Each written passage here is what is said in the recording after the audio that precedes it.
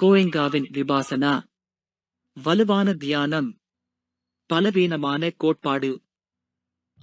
கோயங்கா சொன்னது போல எல்லா மனநிலைகளும் உடல் உணர்வுகளாக மாறுவதில்லை என்பதை நாம் ஏற்கனவே பார்த்தோம். உண்மையில் மனம் முழுமையாக செயல்பட்டால் அடிப்படையான உடல் உணர்வுகளே மறைந்து விடுகின்றன. இந்த வீடியோவில் உடல் என்ற பரிமாணத்தை ஆழமாக ஆராயப் போகிறேன். ஓட்ட நிலை, ஃப்ளோ ஸ்டேட். இப்போது மனிதனின் ஓட்ட நிலையை ஃப்ளோ ஸ்டேட் நெருக்கமாக பார்ப்போம். ஒரு சிறந்த ஓவியர் ஓவியம் வரையும் தருணத்தை நினைத்து பாருங்கள். அல்லது உலகத்தரம் வாய்ந்த இசை கலைஞர் இசையில் மூழ்கியிருப்பதை நினைத்து பாருங்கள். அல்லது முழு ஈடுபாட்டுடன் பாடும் ஒரு பாடகரை நினைத்து பாருங்கள். அவர்கள் தங்கள் திறமையின் உச்சத்தில் இருக்கும் அந்த அற்புதமான தருணங்களில் அவர்களுக்குள் ஒரு பெரிய மாற்றம் நிகழ்கிறது. ஆராய்ந்து கணக்கு போடும் மனம் முற்றிலும் அமைதியாகி பூஜ்ய நிலைக்கு சென்று விடுகிறது. திட்டமிட்டு சிந்திக்கும் மனம் முழுவதும் மறைந்து விடுகிறது. நான் என்ற அகங்காரமும் கரைந்து போகிறது. காலம் என்ற உணர்வே இல்லாமல் போய்விடுகிறது. கோயங்காவின் கோட்பாட்டின்படி மனம் குறைந்தால் அனுபவமும் குறைய வேண்டும். ஆனால் உண்மையில் நடப்பது அதற்கு நேர்மாறானது. அறிவால் தொடர்ந்து சிந்திக்கும் மனம் முழுவதும் ஒதுங்கியவுடன் உடல் எந்த முயற்சியும் இல்லாமல் தானாகவே இயங்கும் ஒரு கருவியாக மாறுகிறது. அதை ஒரு மிகப்பெரிய சக்தி இயக்குகிறது. அந்த நிலையில் பிறப்பது 100% தூய உணர்வு மட்டுமே. அதில் எந்த கலப்படமும் இல்லை.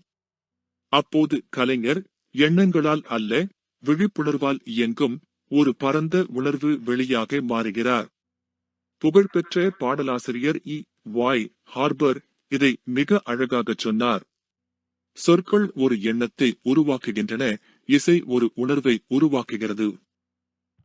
மேடையில் பாடும் ஒரு சிறந்த பாடகர் இசை முழுமையாக வெளிப்பட வேண்டுமென்றால் சிந்தித்து பகுப்பாய்வு செய்யும் மனதை அமைதிப்படுத்த வேண்டும். அந்த நேரத்தில் அவர் தன் உடலில் தோன்றும் சிறிய சிறிய உணர்வுகளை கவனித்துக் கொண்டிருக்கும் ஒரு தனி மனிதராக இருப்பதில்லை. அது ஆழமான விழிப்புணர்வு என்பது சிந்தித்து திட்டமிடும் மனத்திற்கு அப்பாலும் இயங்க முடியும் என்பதற்கான நேரடி அனுபவச் சான்றாகும். அத்வைத வேதாந்தம் ஆதி சங்கராச்சாரிய ராமன் மகர்ஷி கூறுவது என்னவென்றால், தூய விழிப்புணர்வே மாறாத சாட்சி. மனம் என்பது அந்த விழிப்புணர்வுக்குள் தோன்றி மறையும் ஒரு கருவி மட்டுமே. காஷ்மீர் சைவம் கூறுவது ஒளி போன்ற விழிப்புணர்வும் பிரகாசம், தன்னை தானே அறியும் விழிப்புணர்வும் விமர்சம் எல்லா அறிவுக்கும் அடிப்படை என்பதாகும். எண்ணங்கள் என்பது அந்த ஏற்கனவே இருக்கும் விழிப்புணர்வின் சிறு அலைகள் மட்டுமே. ஸ்ரீ ஆரோபிண்டோ மேலும் ஒரு முக்கிய வேறுபாட்டை காட்டுகிறார்.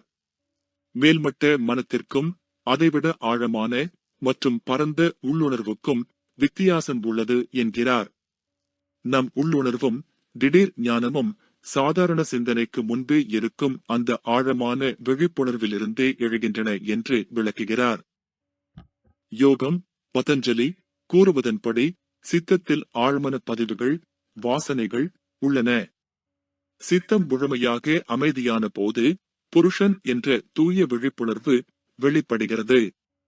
இதனால் சாதாரண மனமே எல்லாவற்றிற்கும் இறுதி ஆதாரம் அல்ல என்பது தெளிவாகிறது. ஜைன தத்துவம் கூறுவது நேரடி அறிவை பிரத்யக்ஷம் ஏற்றுக்கொள்கிறது. மேலும் அறிவு பல அடுக்குகளைக் கொண்டது என்றும் விளக்குகிறது. அதாவது நேரடியான விழிப்புணர்வு முதலில் தோன்றுகிறது, அதன் பிறகே எண்ணங்களும் கருத்துகளும் உருவாகின்றன. இந்த வீடியோ உங்களுக்கு பிடித்திருக்கும் என்று நம்புகிறேன். தயவு செய்து லைக் செய்யுங்கள். உங்கள் நண்பர்களுடன் பகிரவும். நான் தரப்போகிறது புதியதும் அசல் படைப்பும் ஆகும். சப்ஸ்கிரைப் செய்து பெல் ஐகானை அழுத்துங்கள். உங்கள் கருத்துக்களையும் எழுதுங்கள். உங்கள் அர்ப்பணிப்புதான் எனக்கு ஊக்கமாகிறது. நன்றி.